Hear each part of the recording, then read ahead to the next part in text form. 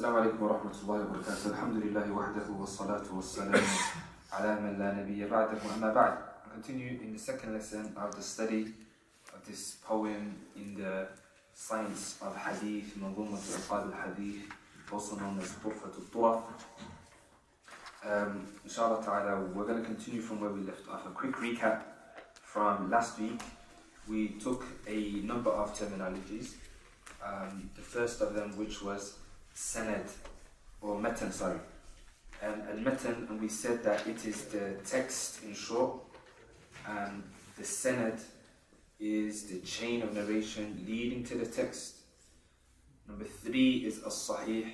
As-sahih is the hadith that has actualized within it the 5 conditions, and we mentioned those 5 conditions in the last lesson. They have to have a connected chain, trustworthy narrators, they have to have complete precision, those narrators, and there's no illah, no hidden defect, and number 5, no shudud. I'm going to talk about those in detail later. Then he went on to the second, or the fourth terminology, which is al-hasan, which is lower than sahih. The only difference between the two from the 5 conditions is the third condition, complete precision, is a bit weaker, so it's not complete, it's just a little bit lower than that. And then we took the terminology of al-dha'if, the hadith that is weak, and we said it is any hadith that is missing any one of these 5 conditions, any one of them, and then it becomes weak. Then we talked about mutawatir and khabar ahad and the difference between the two. And today, inshallah ta'ala, we're going to continue from the next lesson. Is there any pointers on those? Any questions on those points that we took last week? Clear for everyone? A couple of people asked, does mutawatir and ahad have any bearing on the hadith being authentic or not? Look, it's a different categorization, and it doesn't have a direct relationship with the authenticity of a hadith or not. Mutawatir, of course, is going to be only authentic hadith because it's been narrated from so many different paths that it's impossible for them to come to a lie.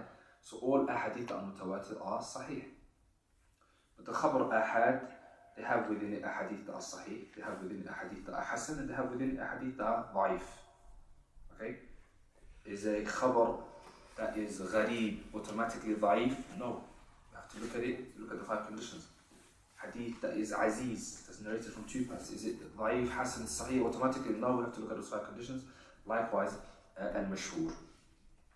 But he goes on to the next part in the lines of poetry, starting from line number 14. He says, وسموا المرفوع من انتهى إلى أفضل من إلى الأنام أرسلا ومثله المسند أو ذا ما وصل لقائل ولو به الوقف حصل ومن انتهى إلى الصحابي وقد وصل أو قطع موقوفا يعد وذا وما رفع حيث وصلا فسمه موصولا أو متصلا ومن انتهى لتابعي ووقف فذلك المقطوع عند من سلف وإن يكن في سند قل عدد رواته بنسبة إلى سند وفيهما اتحاد متن حاصل فذلك العالي وهذا النازل وإن لكل راو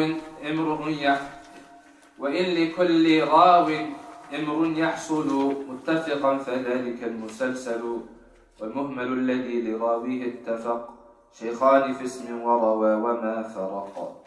We'll complete up to there. The goal is to complete all of that today, inshallah. طيب, he says وسموا المرفوع من انتهى إلى أفضل من إلى الأنام أرسلا. He says that marfu' is that which has been attributed back to the Prophet sallallahu alayhi wasallam. Marfu', so you have the terminology, write down that which has been attributed back to the Prophet sallallahu alayhi wasallam. Okay, so if we have a hadith, Abdullah, is the whiteboard here? So marfu' is any hadith that goes all the way back to the Prophet sallallahu alayhi wasallam. If you have a chain of narration and the narrators, they mention it back all the way to a companion, a sahabi, and then he mentions it from the Prophet ﷺ, and that is referred to as being Marfu'. It's been raised and attributed back to the Prophet sallallahu alaihi wasallam. Then he mentions Al-Musnad.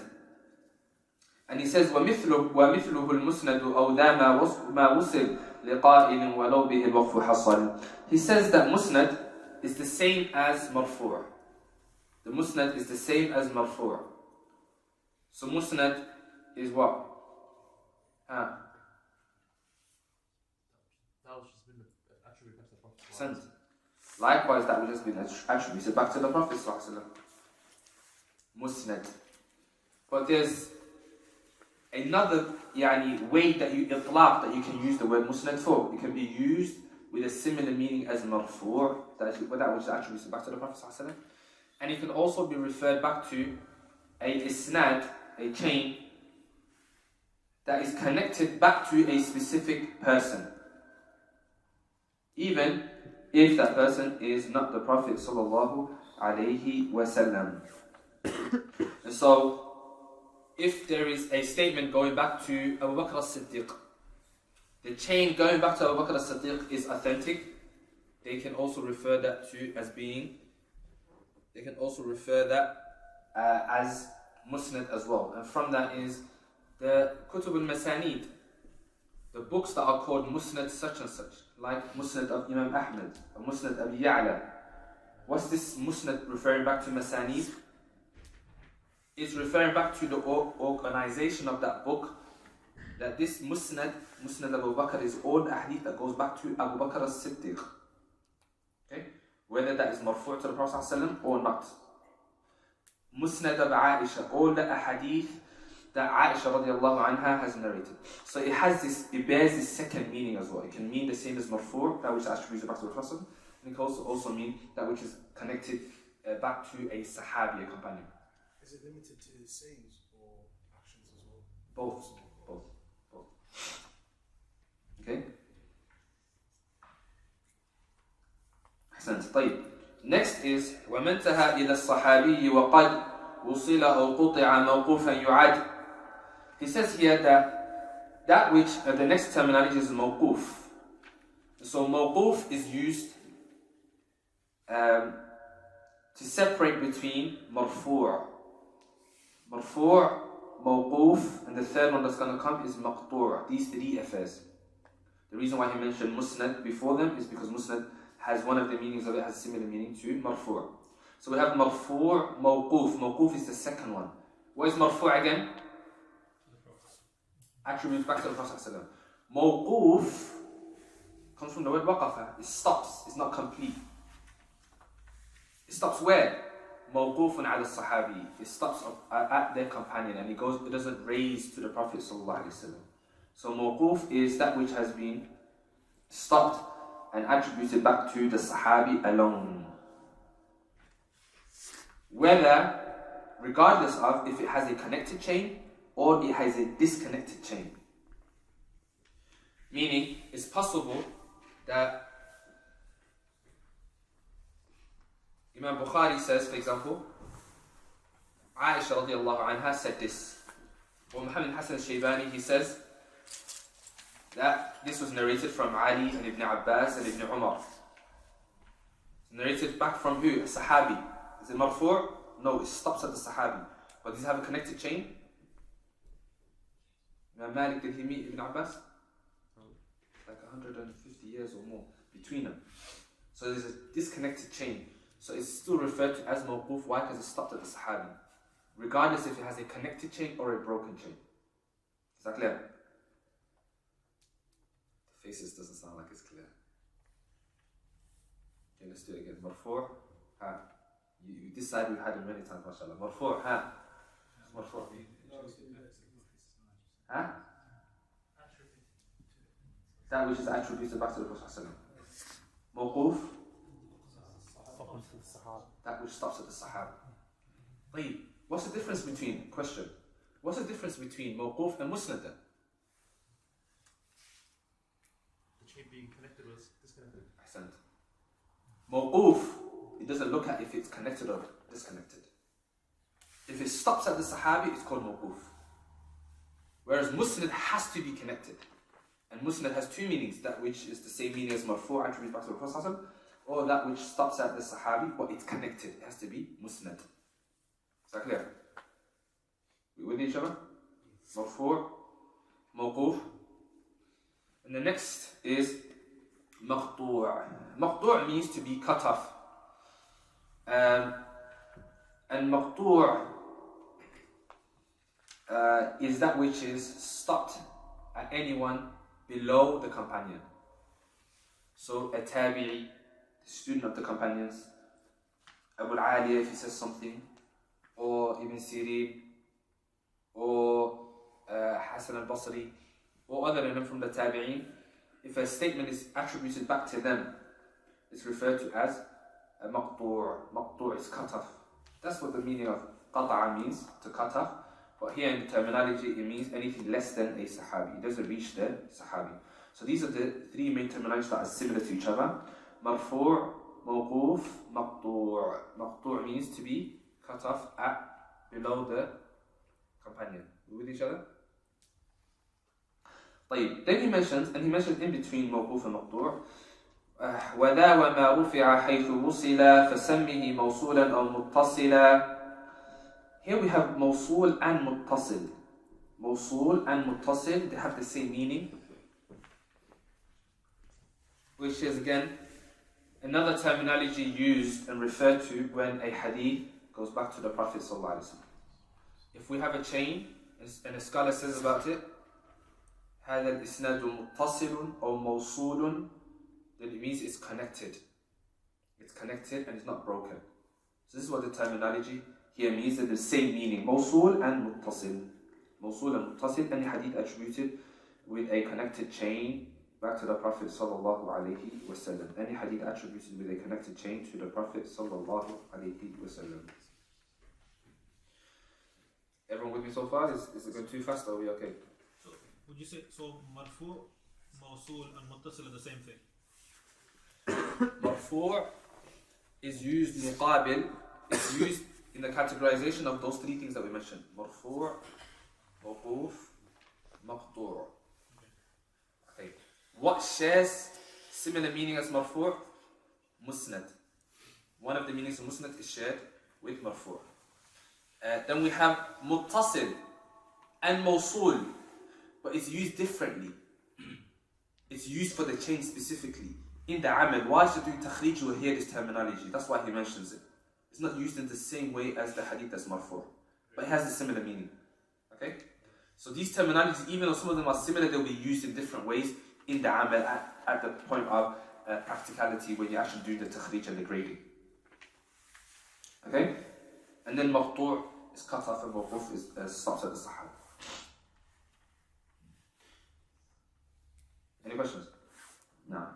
It says Marfu' and Musnad have to be connected.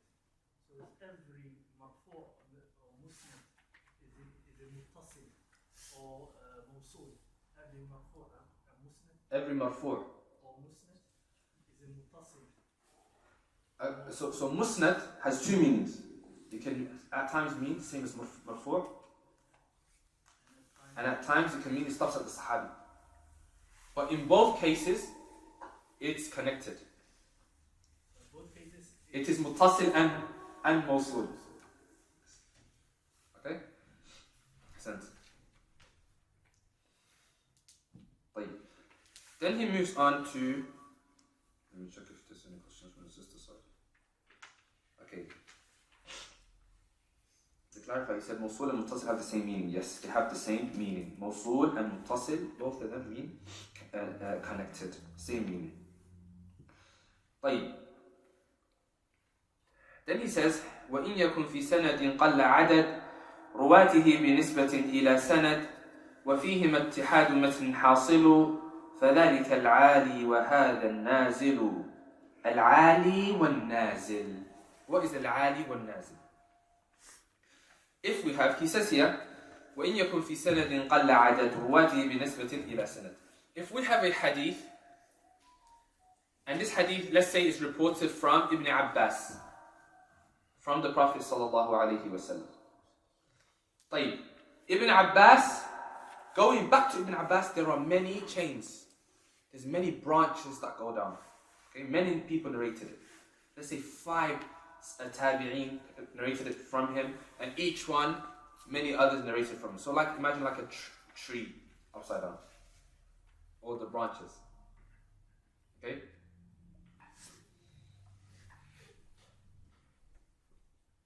Some of these chains, or let's say all of these chains, going back to Ibn Abbas, have 3 levels.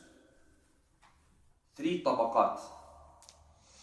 We have Ibn Abbas, we have Tabi'i, we have Atba' Tabi'in, and then maybe the person that narrated the hadith.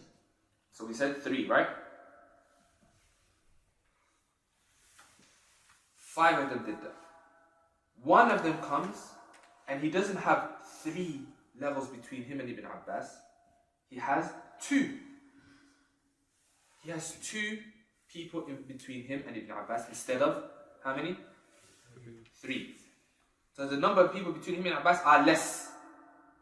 So this is referred to in Mustalah al-Hadith as being A'ali. This Isnad is high. It's got a Isnad that is high. Because it's closer to Ibn Abbas, closer to the Prophet ﷺ. Why? قَلَّ عَدَدُ رُوَاتِهِ. The amount of narrators between him and Ibn Abbas or the Prophet ﷺ has become less.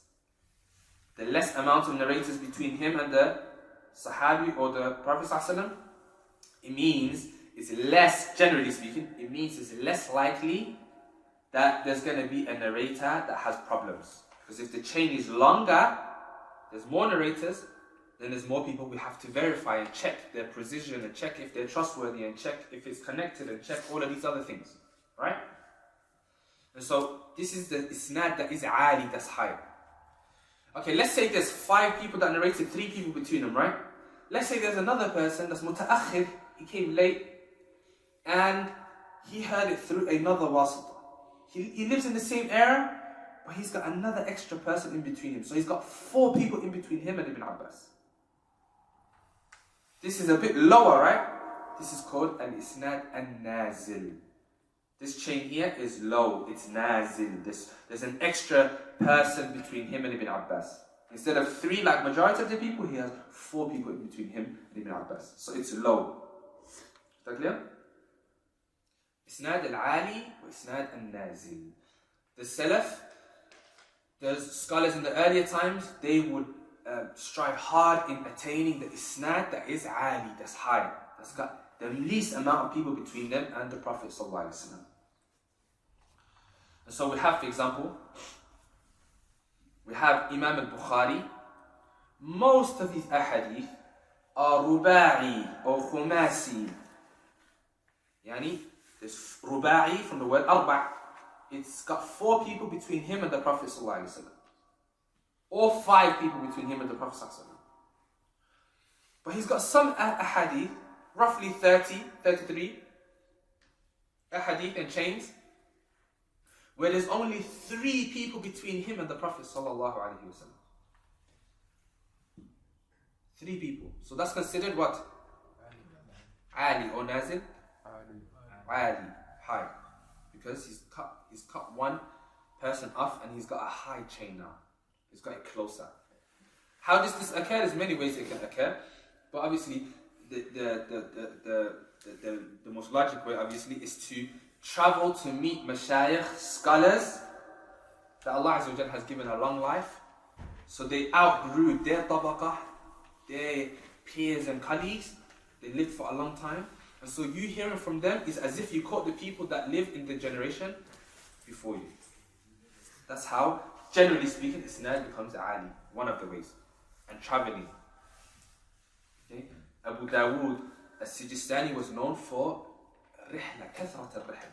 He used to travel so much that he caught many of his teachers. He studied with the tabaqah of teachers, but because he traveled so much, he managed to reach and catch and study and hear a hadith from the teacher of his teachers. Is that clear? So this is Isnad A'ali, and it's mahbub, and something that is recommended to get. Why? Because the benefit that comes from it is that more likely there's going to be less reasons for weakness in the chain if there is down. Okay. Question from the sisters. Can you repeat one more time what A'ali means? Okay, we'll repeat it one time, inshallah. We said that if there is a chain of narration going back to a Sahabi from the Prophet ﷺ, and there is a specific number between majority of the people that have narrated it in one tabaqah, let's say there was 5 people between them and the Sahabi, the companion. That was the general Isnad at that time. Okay?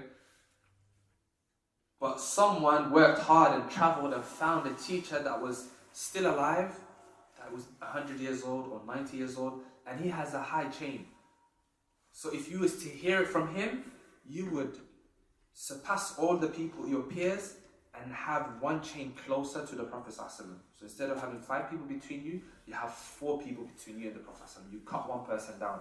This is called Isnad A'ali. And A'ali and Nazil, this is extra information now, this is a new part.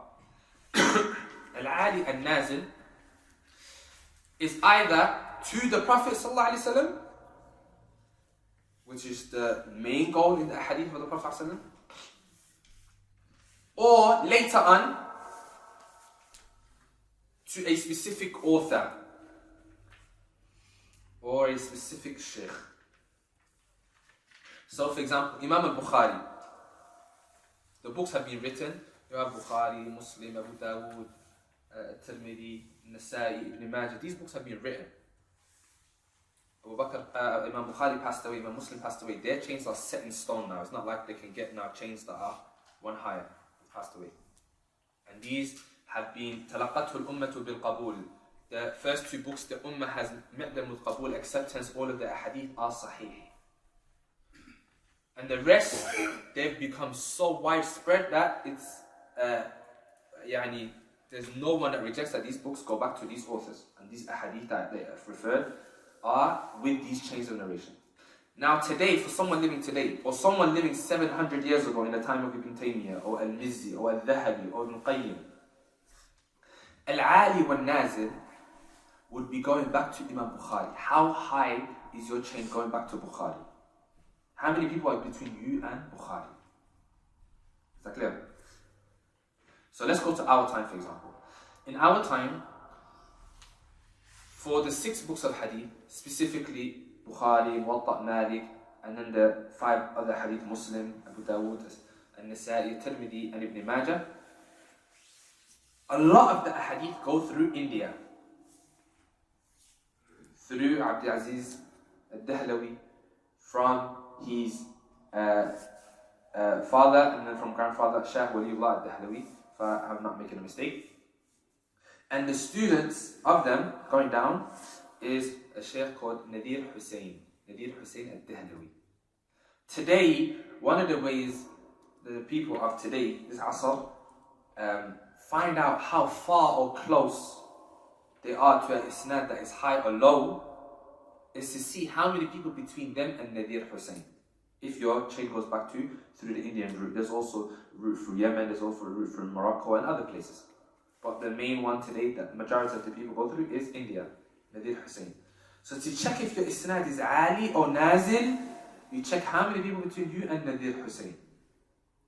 And so, Nadir Hussain, like 100 years ago or more, if someone was one person between them and Nadir Hussain, then that was considered very high.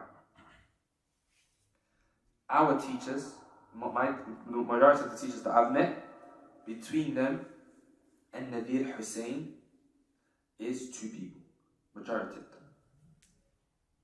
A couple of them, there's only one person between them and Nadir Hussain.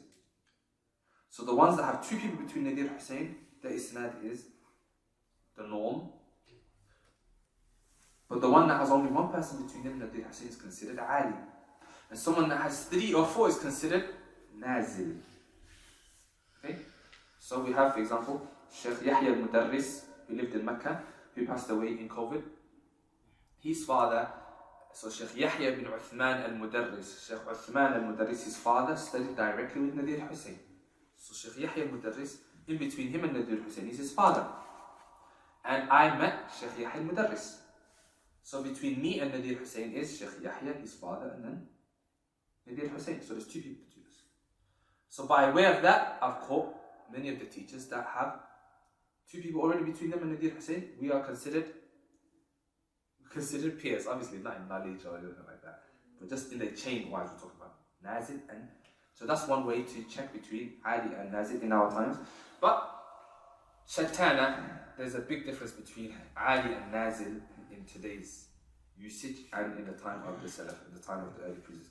In the time of the early predecessors, it had an effect, because based upon it, the chain would be maybe more authentic, or it would be weak because there's an extra person there, he might have some weakness. So based upon that, you would authenticate a hadith. It could be possibly a reason for you to authenticate a hadith or make it weak, act upon it or not act upon it. But today, it's just for barakah, like they say, keeping that trend and that sunnah that Islam has going. But if I'm closer and you have one closer, or someone comes and there's 5 people between him and Nadir Hussain, does it increase your knowledge or not? Does it make the hadith weak or strong? There's no bearing on that.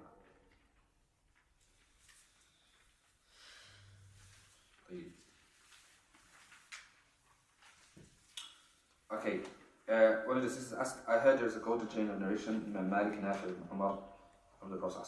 Now, we're going to get to it, inshallah ta'ala. But Imam Malik only had one person between him and the companion, and 2 people between him and the Prophet as you have here. So his isnad was high because he lived in that earlier era compared to Bukhari and the others. طيب, any questions from brothers? Ali and Nazil, واضح? Then we move on to the next chain, or the next line, which is talking about Al-Musalsal. Al-Musalsal.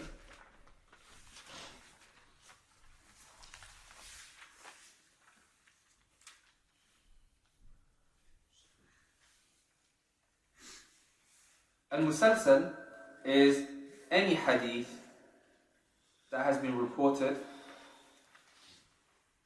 in a particular, that has a particular pattern. A narrator reports a hadith in a particular manner, with a particular pattern. I wrote down the definition, but it's not in this on PDF. I think it wiped it out. What does that mean? It means that the narrator or a group of narrators report the hadith and they have a pattern with it, either in the statement that they say, or with an action, or with how they narrate the hadith. All these narrators, they report the hadith with a particular pattern, either in speech, action, or the way that they report it. For example, a number of ahadith, narrator hadith, report a hadith, and they say, this is the first hadith that I heard from my teacher. And then he reports from his sheikh and he says, this is the first hadith that I heard from my teacher. How can they go up? This pattern, or this silsila, is called musalsal, because it's repeated by each student, either throughout the whole tabaqat or to a specific person, like this hadith. So the hadith of musalsal bil awwaliyya, the musalsal bil awwaliyya is the first hadith that a student hears from the teacher in the classes of hadith when they're in a study of Bukhari or Muslim or any hadith book. The teacher reads this book first, and he will say, this is the first hadith I heard from my teacher, and the teacher will say, this is the first hadith I heard from my teacher, going all the way back to Sufyan ibn Uyayna. Okay, and it stops there, and then it goes back to the Prophet ﷺ, that he said, Ar-Rahimuna yarhamuhum ar-Rahman, irhamu man fil ardi yarhamkum, or yarhamukum man fis sama. The Prophet ﷺ, he said, have mercy upon those that are on the earth, irhamu man fil ardi, yarhamkum man fis sama, and the one above the heavens will have mercy upon you. At the beginning of the hadith, Ar-Rahimuna yarhamuhum ar-Rahman, those that show mercy will be shown mercy by Ar-Rahman, have mercy upon those that are on the earth, and the one above the heavens will have mercy upon you. So this hadith being reported in this manner, that each one says, this is the first hadith that I heard, makes it a hadith that is musalsal. There is also another hadith which they say, the hadith of Mu'adh ibn Jabal, where the Prophet ﷺ, he said, to Mu'ad, Ya Mu'ad, inni uhibbuka, فلا تدع أن تقول دبر كل صلاة اللهم أعني على ذكرك وشكرك وحسن عبادتك. When the Prophet ﷺ, he was sending Mu'ad back to Yemen, and he said to him, "O Mu'ad, indeed I love you for the sake of Allah, so do not forget to say at the end of each prayer, Allahumma a'inni ala dhikrika wa shukrika wa husni ibadatik." Oh Allah, aid me in remembering you and showing gratitude to you and worshipping you in excellence. The narrators after that, all of them narrated it in a similar fashion. They would say, "By Allah, I love you, so say," and then they would mention the hadith. Each narrator says it going all the way down. So this pattern that is repeated, that's recurring, is musalsal. Or, for example, from the musalsalat that exists, is that a hadith is reported and all the narrators are called Muhammad. Al-Musalsal bin Muhammadin. Everyone narrates is called Muhammad. Muhammad narrated to me. Muhammad ibn Kada narrated to me. Muhammad Kada narrated to me. Going back to the Prophet ﷺ, his name is Muhammad. Or Musalsal bi Ahl al-Hijaz, or specific country. This hadith is narrated by all these people that live in Hijaz, in Mecca or Medina, or in Basra, or in Sham, or Egypt. Musalsal bil Masriyin. Only Egyptians narrated this hadith. It's Musalsal. Or other than that. So any hadith that has a specific pattern comes under Musalsal. But the ulama, they say, Suyuti, he wrote a book on the Musalsalat, and others wrote a book on the gathering the Musalsalat. But generally speaking, most of these Musalsalat are weak. They have weakness in the chain. There's only few hadith that are authentic, that are Musalsal. From them is the one that we said, this is the first hadith I heard from my Shaykh. Also the hadith that says, "Oh, indeed I love you for the sake of Allah, so do not forget to say." And a third one is reciting Surah As-Saf. Surah As-Saf, reciting it from the beginning to the end in a hadith manner. There's a hadith that mentions it, and then reciting it is musalsal as well. These three are authentic, and there's a few more that's authentic, but the rest of them are weak. This is musalsal. طيب. Any questions? No questions. Al-Muhmal, the next point. Al-Muhmal الذي لراويه اتفق أو لراويه اتفق شيخان في اسم وروى وما فرق. It's basically that a narrator is mentioned with his first name, and there are loads of people with that same name, and it doesn't specify who this narrator is. For example, that the Shaykh says, أخبرني محمد وحدثني صالح. It has been narrated to me by Muhammad, or it has been narrated to me by Salih. And he's narrated from 50 sheikhs, all of them are called Muhammad. 70 sheikhs, all of them are called Salih. Which Salih is he talking about? Which Muhammad is he talking about? There's many. Muhammad Muthanna, Muhammad ibn Mukadir, Muhammad ibn such and such. Which one? This is Muhmal. Muhmal means to be left alone.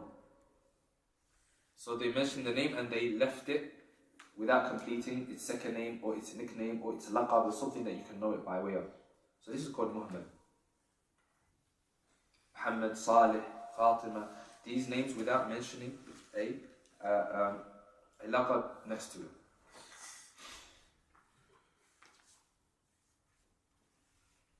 There is something similar, he doesn't mention here, but I'll mention it, the terminology. I don't think he mentions it in this book, but it's similar, I want to mention it as an extra side benefit. Is Mubham. Mubham. Which is to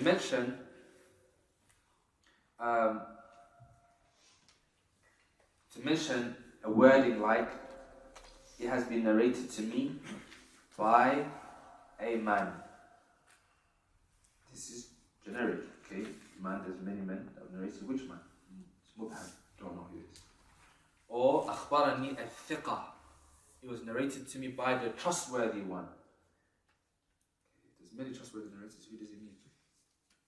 This is Mubham. What's the difference between Mubham and Muhmal? And generally they mention similarly next to each other in the Kutub Mustalah al-Hadith. What's the difference between the two? For Muhmal, the name is So Muhmal, the name is mentioned, but it's not completed, so you don't know which one it is, and he's got many teachers that have that same name. And Mubham is that you mention an anonymous reference to it, like a man, or a trustworthy person, or the lion, or kada from Al-Qab, and things that are mentioned in the books of Hadith. طيب, we'll stop here inshallah ta'ala. We'll stop here inshallah ta'ala. If there's any questions. So is Muhmal is contingent on the fact that he had shuyukh who had a lot of those names? Yeah. So like for example Sufyan, if you say Sufyan but it's known that it's a Thawri, then it's not Muhmal. It's not it's Muhmal if you say Sufyan, because there's Sufyan al-Thawri and Sufyan ibn Uyayna, and they live in the same tabaqa, and if you don't have a qarina, an indication that tells you which one is which, then that is considered Muhmal. Muhmal, because he left it out. But there are ways to know for Sufyan and Hamad. Is Hamad bin Salama and Hamad bin Salama and Hamad ibn Usama. They live in the same tabaqa, but there's ways to tell. This narrator, if he mentions this sheikh, then it's referring to Sufyan al-Thawri. Or if this student narrates from him, this student only narrated from this Sufyan and never narrated from the other Sufyan. There's indications, but sometimes it's similar. They both narrated from Az-Zuhri, or they both this student narrated from both of them. It's still referred to as indicators. Even with indicators, it's considered Muhmal. But there's ways to get about that Muhmal. Okay, Muhmal doesn't mean it's weak. It's just a terminology that the ulama use. And if it's a name that is very widespread, like Muhammad, and he has, and there's no way for you to tell, there's different ways to tell. You look at the students, you look at the shuyukh, you look at the tabaqa, the year, that level that he's teaching. You try to get indicators to figure it out. But if there is no way, and there's a number of people that some of them are thiqa, some of them are da'if, it can be mushkil. What about like with Abdullah, like with the Sahaba? Sometimes they'll say Abdullah narrated. It's fine. The Sahaba doesn't matter because, generally speaking, when they say the Sahaba, usually the only one that's mentioned as Abdullah by itself, and it's Muhmal like this, they're referring to one companion. Who knows? Huh? لا. لا. أحسنت. جزاك الله خير. خلاص ضربت. ما شاء الله. So it's too easy يا أخي. Abdullah ibn Mas'ud. If you mention Abdullah by itself, then it's referred to Abdullah ibn Mas'ud. And the rest of them they mentioned as Ibn Umar, Ibn Abbas, Abdullah ibn Amr, mentioned together. But generally speaking, when it's mentioned by itself, it's Abdullah ibn Mas'ud. But even then, it wouldn't even matter because all of them are Sahaba, all of the Sahaba are trustworthy. As long as it's a companion, even if it's Mubham, a man from the companion narrated to us. Don't even know his name. Authentic. Because all the Sahaba are udul, all of them are trustworthy. We don't need to check into his precision and this and that. Allah Azza wa Jal praised them, and the Prophet praised them, and they are all udul, all of them are trustworthy. And so if it goes back to a Sahabi and it's 100% a companion, even if it's Muhmal, even if it's Mubham, we know it's Sahabi, it's authentic. We don't worry about it. We worry about anything below the Sahabi. And these terminologies, especially like Muhmal and Mubham, there's books that were authored in that specifically. Al-Khatib has a book specifically on that topic where he will mention all the Muhmalun. Or there will be specific books on Imam Bukhari where he mentions in his book a Muhmal like Muhammad, which one does he mean? And he will work specifically on that. So these are terminologies that you'll come across once you go into Mustalah a bit more. Any other questions? What's the difference with, can you repeat the definition for Muttaṣil and Mawṣūl? Muttaṣil and Mawṣūl is any chain that is connected. Back to the Prophet ﷺ, Muttaṣil. But even if you was to say to a companion, and I would say in my istilah usage, هذا الحديث متصل إلى ابن عباس. This hadith is متصل to Ibn Abbas. That it means it's connected to Ibn Abbas and not further than that. So the usage of it is when it means it's connected and there's no gaps and there's no breaks in the chain. That's how it's used. Muttaṣil and Mawṣūl. Okay? Any other questions? What is al-Maqtū? Maqtū' qata'a. Qata'a is to cut off. So this is cut off from below the companion. So it's cut off at the tabi'een or below. Tabi'een or below. It's maqtū'. Okay? Any other question? Sisters. Okay. What is the difference if we...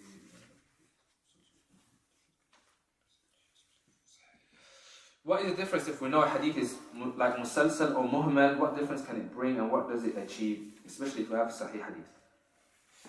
Musalsal, generally speaking, it doesn't bring out any extra benefit in terms of does it make it more authentic? Does it make it weak? It's got no bearing in that regard. It's considered min al-lata'if, min mulah al-ilm. From the completion and the things, the sprinkles on top of the cake. It's just something extra on top. For them to categorize this shows you this thing that has no bearing on the authenticity of hadith, but they still categorized it. Shows you how much attention the ulama of hadith gave to this science. Even those things that have no direct bearing on authenticity, they still categorized it, they still wrote books on it, even though the Musalsal is not a lot. As for the Muhmal, it's very important because outside of Bukhari and Muslim is fine, no problem, Muhmal.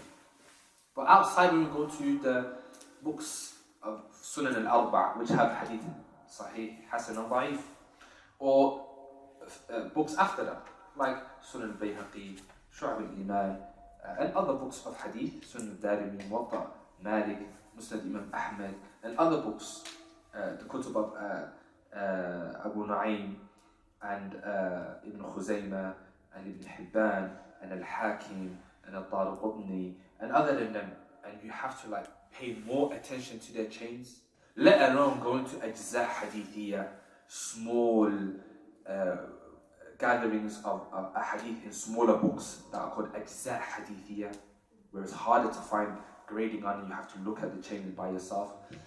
It's very important because Mahamed by itself can change the hadith to being authentic or da'if. One chain that I was studying one time, in one of the books, Bayhaqi mentions it as Muhammad alone. And Imam Bukhari mentions it in Tarikh Kabir as Muhammad ibn Humayd. Muhammad by itself is mushkil. Muhammad ibn Humayd, okay, it's got now the second name. But even then, it didn't help that much because there's 4 Muhammad ibn Humayds that lived in the same era, that had similar places that they live in, the likes. So you have to use other indications, you have to look at the teachers, you have to look at the students and that. But Muhammad by itself, in these further books, the whole hadith can be weak if this Muhammad is a weak narrator. If this Muhammad is a fabricator, I need to know everything about him. How do I find out? There's ways to figure it out. By looking at other chains of narration, comparing the other chains. Did any of them mention the full name? Because here, for example, he mentioned Muhammad. When I looked at another book, it mentioned Muhammad ibn Humayd. Okay, I've got a bit closer. Even though it didn't fully help, I still have to figure out which of the 4 it is. But it helps a bit more. Also, ways to look at it is to look at the teachers and the students. This author specifically, which Muhammad did he mention in his book? So the Muhmal and i'tina' bil Muhmal is very important in the grading of hadith for the ulama of hadith because it has bearing on authenticity and weakness. If you attribute it to the wrong person. That's why they gave so much importance to the books of Tarajim. More than 500,000 narrators, their lives have been recorded. Tell me which other science or deen or religion has that? 500,000 people. Not for security reasons, not for football, scouting, just to make sure this statement that has been mentioned back to the Prophet ﷺ has been mentioned by people that are trustworthy, precise. Hadith is authentic. Or it's not. Even the ones that are not, have volumes of book on them so that no one comes later in the future and says or gets them mixed up or confused or the likes. But does An Nazil have to trace back to the Prophet ﷺ like Al-A'ali look, when it comes back to the time of the Salaf, Al-A'ali and Nazil, both of them, the first example that we mentioned, they both go back to the Prophet ﷺ. Okay, so we have Imam Bukhari, he has a hadith. For example, let's say he has a hadith, and this one hadith, he mentions it 4 times. The same hadith, he mentions it 4 times. And each time he mentions a different chain. And he does that on purpose, so he gets different chains of narration for that same hadith. Let's say 3 of those ahadith, they are at a similar level. There's 3 people between him and the Prophet ﷺ. It's A'ali. But one of those narration is 5 people between him and the Prophet ﷺ. Or 6 people between him and the Prophet ﷺ. And this is considered Nazil. Did it go back to the Prophet ﷺ? Yes, it still goes back to the Prophet ﷺ, but there's extra numbers between him and the Prophet ﷺ, which means there's more risk of the chain being disconnected. There's more risk of one of the narrators being not trustworthy. There's more risk of one of them not being precise. You have to do extra checking. That's the whole reason why they split between A'ali and the Nazil. But both of them can be hadith sahih. They could all be 100% at the level of precision and trustworthiness. But there's 5 people here and there's 3 people here. That's the only difference. A'ali and Nazil. Any other questions? Okay, so A'ali and Nazil can go back to the Prophet ﷺ, and that's the one that we're talking about here.